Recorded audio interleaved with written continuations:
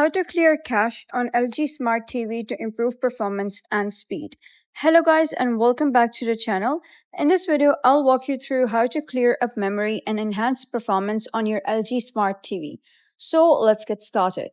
Start by making sure your TV is running the most up-to-date firmware. Grab your magic remote, press the settings button, go to all settings, then head over to support and choose software update.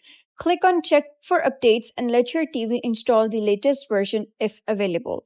Sometimes your TV's memory might get bogged down by background processes.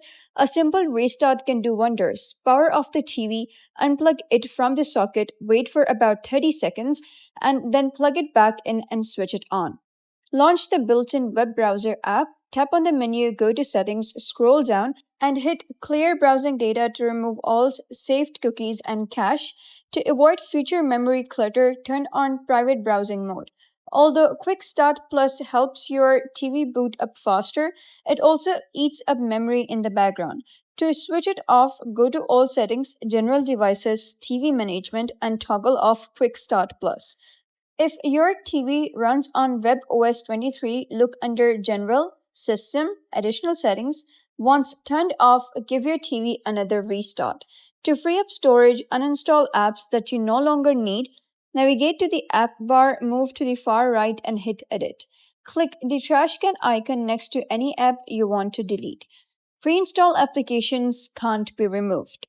If a specific app is acting up or slowing things down, make sure it's up to date. Go to App section, open the Options menu, and select App Update. If it's still not working, try deleting and reinstalling the app.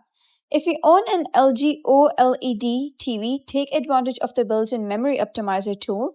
Go to All Settings, General, OLED Care, Device Self-Care, and click on Memory Optimizer. Press Start and let it clean things up. And that's it. You have now refreshed your LG Smart TV and improved its memory performance.